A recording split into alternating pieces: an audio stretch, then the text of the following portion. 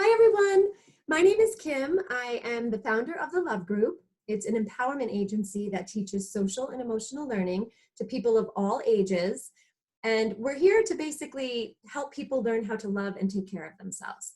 So today there's 5 of us who are actually in the midst of developing our own online talk show to talk about topics that truly matter. But in the light of the pandemic, in these crazy times, we've decided to take a pause and just get conversation out there that we find really healing. And we hope that it inspires and helps you in some way, shape, or form. So joining me today is Juji, Lee, Shira, and Taris. So Shira, why don't you tell everybody what the topic is today? Okay, so today, in light of what is happening in our world, we decided that the topic is going to be the big reset. And what we want to talk about is the opportunity to reframe all of the stuff that's going on in the world. A lot of people are panicking, people are afraid, people just don't know what to do, and everybody's in it together. So we thought it might be helpful to just reframe it and see if maybe there's an opportunity here to learn, to grow, to expand, but also to deal with the reality that we're all going through right now. So I'm just going to open up the topic to us girls to discuss how we can look at all of this in a new way. I'm already looking at it in a new way of my priorities. This might seem small, but it feels very big to me. But I'm realizing how wasteful I was up until a week and a half ago, just with all paper products, wasteful, wasteful, wasteful. And I'm just really noticing that I'm really being very conscious of how much toilet paper I use, not because, it's flying off the shelves, but more so just because I really am truly running out. And I'm like, wow, I really use too much toilet paper. I don't need to use this much, everything, just paper plates, any type of plastics, paper towels. It's just really, really clear to me. And as well with my budget, I'm wasteful. I'm just learning how wasteful I am. And I'm admitting that to the world because I'm sure a lot of other people out there are wasteful too. And sometimes you just don't realize it until you're dealing with something like this, where you really have to make it your priority not to be. Yeah, I think that's an excellent point. I think a lot of people can relate to that. I definitely can relate to that. I sometimes if I don't have to use an entire piece of toilet paper, entire piece of paper towel, I'll kind of rip a piece off. If it's a little spot on I'll just dab it and throw that out and use the rest of it. It's kind of weird, but I'm I gotta save. To kind of to piggyback on that, but on a larger scale, yes, we definitely can save a lot. But I also am finding that I really need to purge certain things. The things that have been on my checklist as far as organizing drawers and closets and things like that, things we don't need that have been sitting there forever. And it's just, life could be so much more simple. And I think the purging is not only healing for me, but it's, I'm just seeing how much less we actually need to survive or even thrive. That's another part of my daily routine these days, is to do just a little bit every day. Purge a little bit. Let me ask you guys a question. So when you think about when you're sick, right? You just need to stop doing everything and sleep and rest and take care of yourself. And now that's happening on a global scale. So what do we think about that? I think about this. I'm the world is sick, right? It's got this huge planet-sized virus.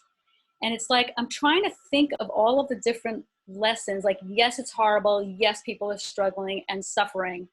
But what about on a large scale? What do we think? What are we doing to our planet that's making it so sick? Well, I think that sick could be the wrong word. Mm-hmm. Only because I look at it as a negative word, and I never like to use the word sick. I'm sick. So Right. I look at it as we're being challenged, right? The world right now is being challenged Mhm. inside ourselves individually. You know, like, what does this mean to us? What are we doing for us? You know, it's like we're up against this big, huge test. And is it really the virus? Mm. I think you're right. It is a larger scale and it is a challenge. And one of the things that people keep talking about is that um, this is a big problem that's revealing other bigger problems that we might not have really even understood were there in the first place. And so now the challenge is, once the pandemic itself is, we've moved through it and we flattened the curve and people are getting better. Once that has happened, what are we going to do about all of the other things that have been brought to the surface? Because one of the things that people started talking about immediately is that this is a really great breath of fresh air for the earth. We're traveling less, we're polluting less. There's a lot of activity in terms of the environment happening in those places that have been shut down. Like Italy is seeing that the canals in Venice are clearing up, and the skies in China that have been full of smog for the last couple of years have really become blue and clear again. So clearly it was time. Clearly it was time for us all to take a break. And not to mention, there are a lot of things about how we work that are being reassessed in terms of how important busyness is, how important it is for us to actually physically be in one place, which requires us to commute and things like that. So it's a reframing of not just our lives, but like infrastructures that are in place. Mhm. Yeah, I mean, when I think about it also in terms of stress, you know, stress is like the number one killer, the number one reason for hospitalizations in the world. And when you are stressed, you can cause yourself, like we've talked about this, like dis-ease or disease, right? So when I think about the harried, frantic, frenetic pace that people are like living, like they're not stopping and being present, and like that can cause you to be challenged in the words of Taris, but it can make your body, it can wreak havoc on your body. You know, it can do that. So maybe, you know, we are collectively too stressed out, and it's kind of the universe's way of saying slow down.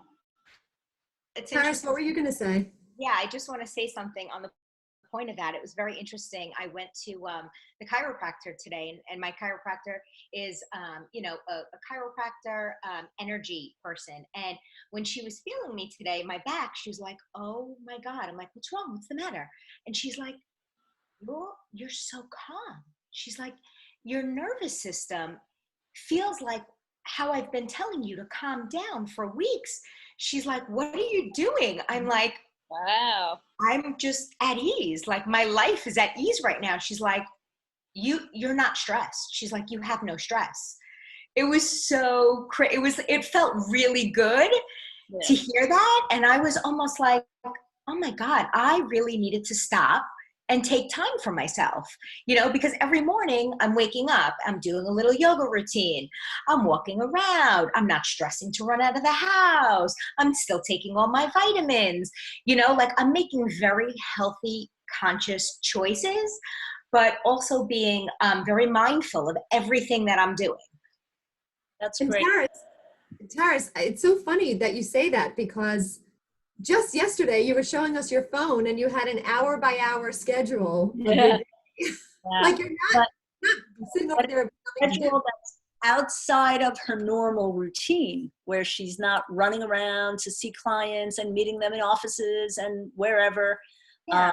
So it's a totally much more doable and maybe calm way for you to handle your schedule. I think my life is just calm right now.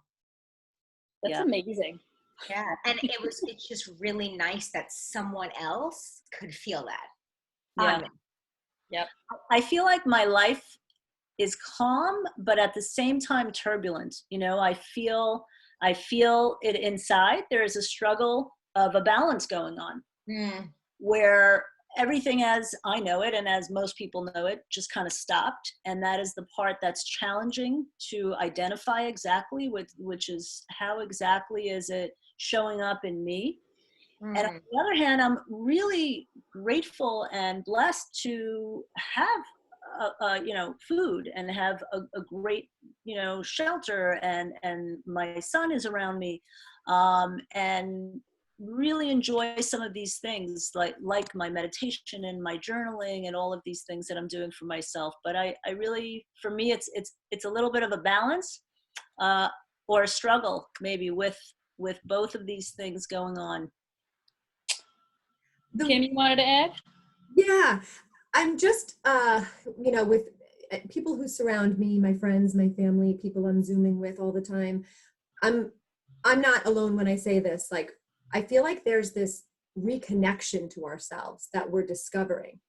You know, throughout my life, I found myself saying like, oh, I'm discovering myself. I'm finding myself all throughout my life every few years.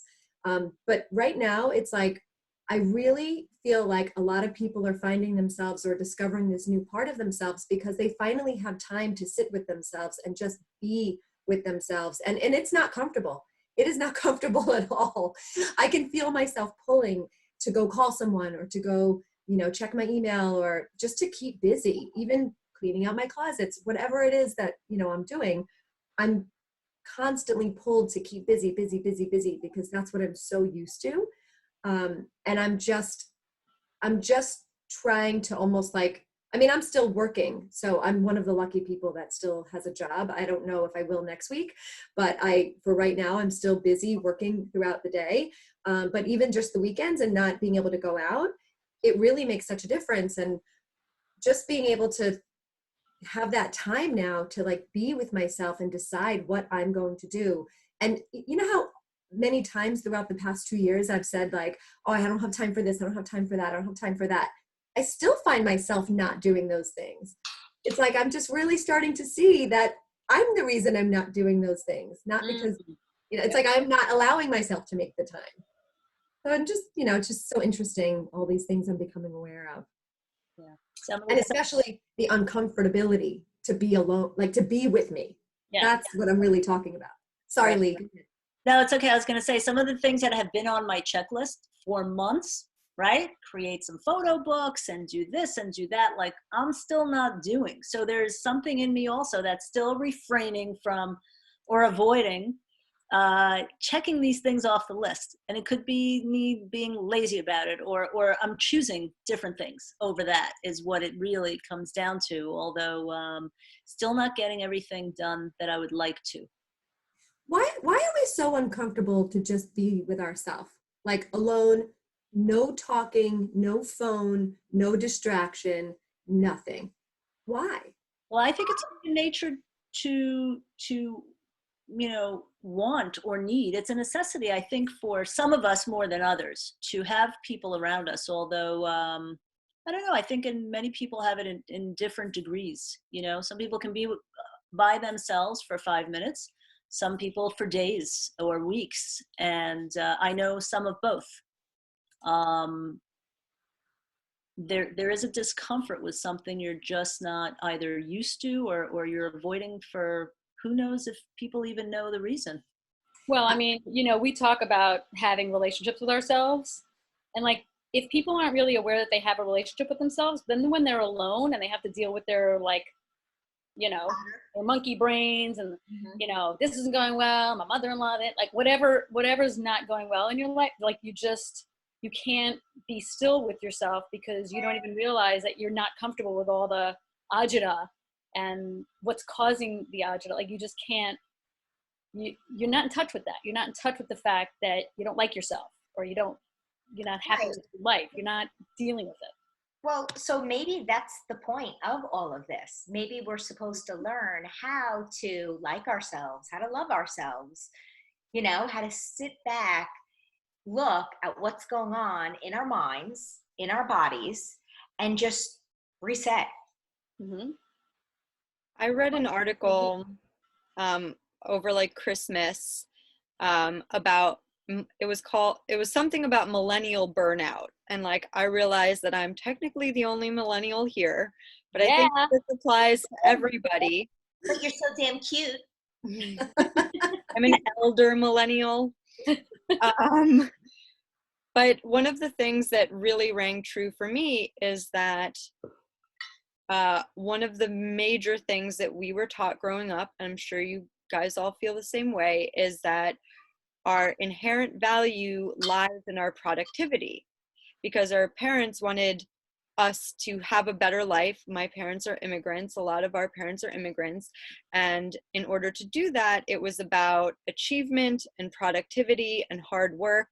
And so it's ingrained in us that if we're not doing something, we're being useless. And one of the reasons why they cited millennials having a high level of burnout is because the guilt that you feel when you're not being productive actually outweighs resting.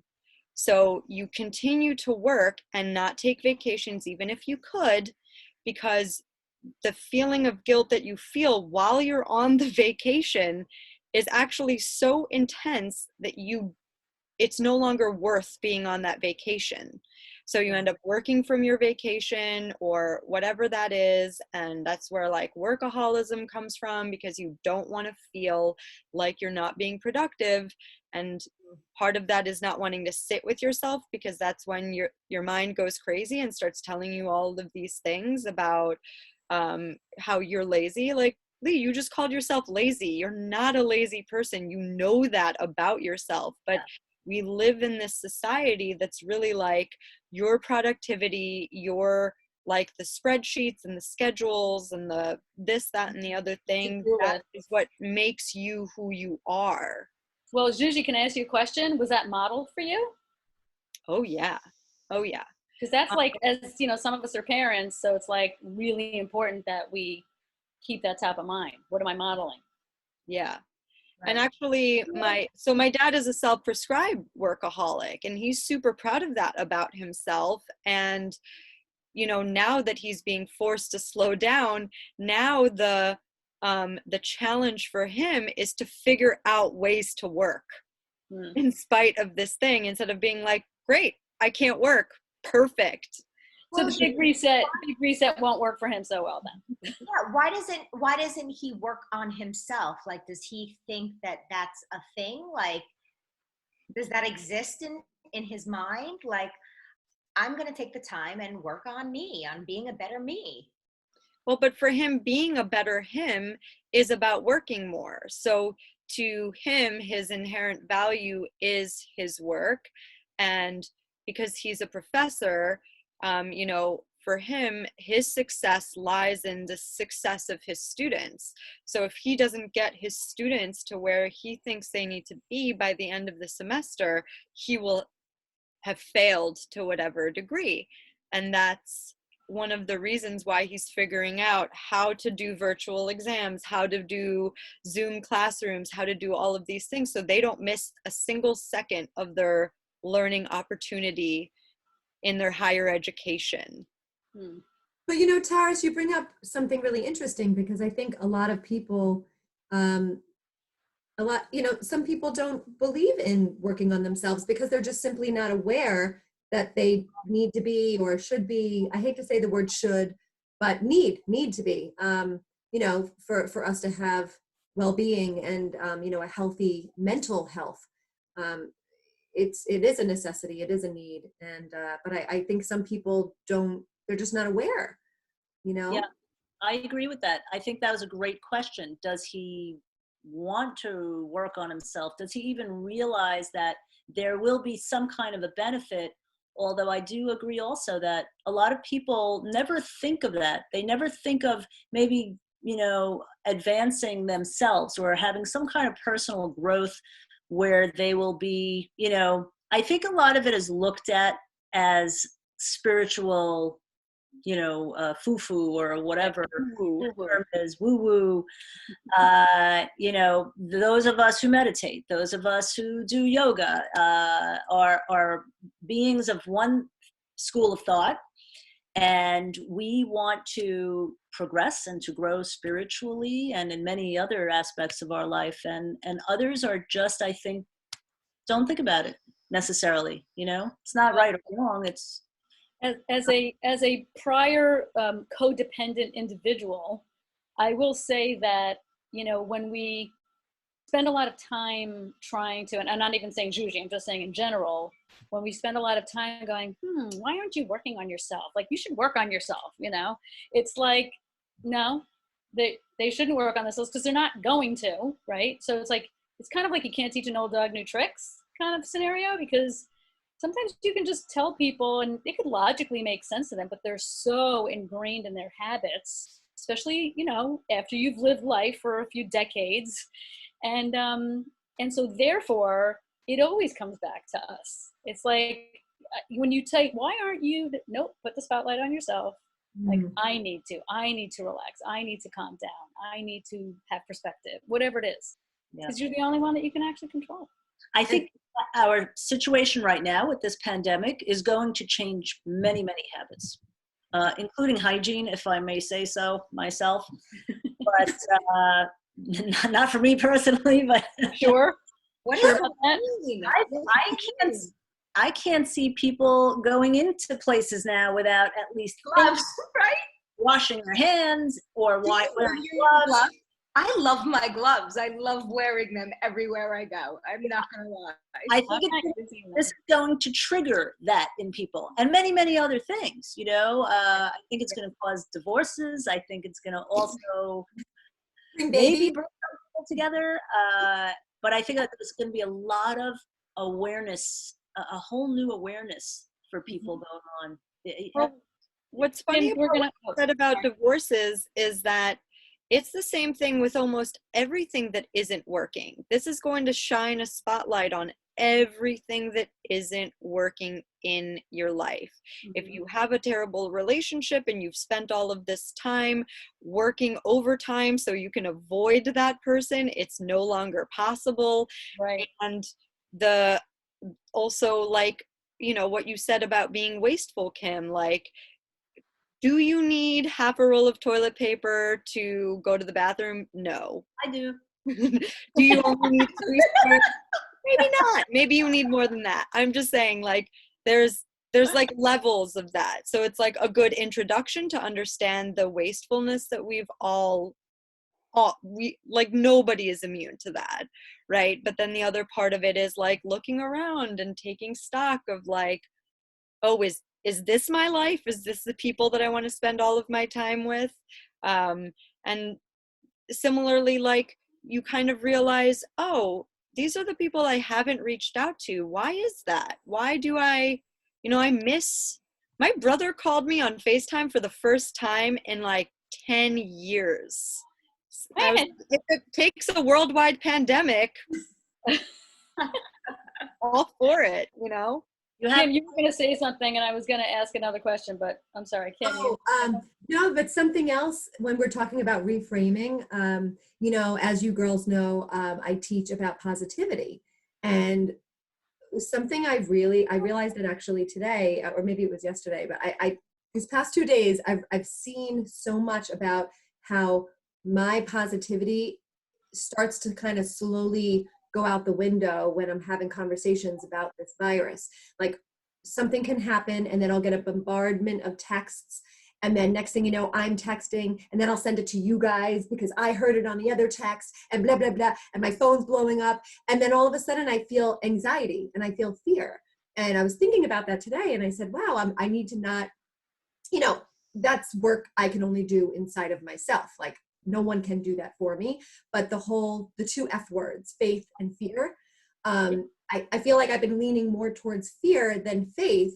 And, I have this practice that I work at consistently to look for the positive, always be optimistic, especially in times like this. It's so important to find your faith and have faith. And gosh, my faith has kept me so strong. My faith is what keeps me being a dreamer in life. And I've definitely allowed people to kind of suck that out a little bit. It's me allowing it. No one can do that job. I'm aware of that. But I've just noticed kind of getting pulled in and out of it over the last week and a half. And so just that alone, just seeing that, being in a position where I can fully see that, I'm like, okay, I know what to do. I just have to go back to the practice. Even if something pulls me out, I have to go back. I have to, continue with my positive, whether it's affirmations or prayer or me having a conversation with myself, whatever it is, just continue to believe and have faith, and just continuing to look for the good, because as you all pointed out, Juji had a whole long list earlier of all these positive aspects, and I know people are really in pain right now. I know they're hurting so much. So it's really tough when you're feeling pain to look for the good in things. But I think constantly trying to look for the good is going to help us at the end of the day. It's going to keep us in a positive place, which is going to keep us healthy. It's going to keep that, those our cells healthy and thriving, Yep. Lee, did you want to say something? I know I had a few things on my mind when Kim was speaking, but I think that the distractions of social media is a huge thing today, and it's very challenging. It's challenging not to look at your phone constantly, because you kind of want to be up on what's going on. And you also, for me, I want to get the humor in this, because it helps my day. But it's really stressful to continue hearing about what's going on and who's, and really in the last 48 hours, I've heard of a couple of people that I know, maybe 5 people, nobody really close to me, or anybody who lives around me, but people who have they had the virus. 2 people died in families of friends that I have. And that kind of, brings a little bit of a dose of reality of what's happening. So breathing, living as best we can, finding the positive, like Kim said, helps. It's interesting because we're talking, like, the topic is the big reset, but listening to Kim, there's also little resets. Like if you can literally be like, oh, I'm checking my phone and this one wrote this and that one wrote, and then you could literally go, oh, hold on, I'm just gonna put this down, right? I'm just gonna reset right now. Like, we each have the ability to do that. Yeah, and I think the first part is just stopping and being aware, and then saying out loud, I am aware that the thoughts are coming into my head.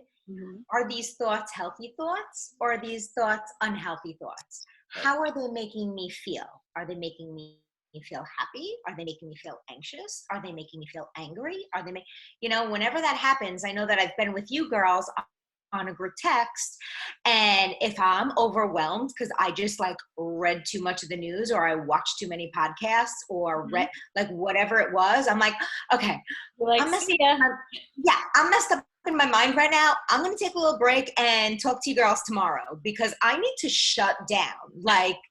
Goodbye, nighty night. Yeah. Well, on that note, speaking of nighty night and goodbye and shutting down,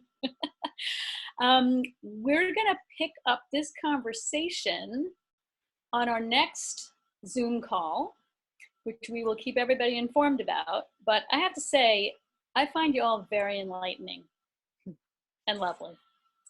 I find you all enlightening too. Thank you. And I just want to say, Taras, thank you for kind of leaving us off with that really powerful tool of just asking yourself questions. Because how often do we do that? How many of us do that? I forget to do that all the time, and I try to practice this stuff every day. So thank you for leaving us with that. That was a perfect way to leave the call. And what a perfect segue into disconnecting. That's right. Yeah, absolutely. We're going to keep this conversation going. Thank you to everyone who's listening. We really hope that you got something out of this, maybe even a nugget of inspiration. We hope it was helpful, and we just hope everybody is safe and healthy, and we love you, and we're glad you're here. So until next time, thank you. Absolutely. Bye. Namaste. Bye, everybody.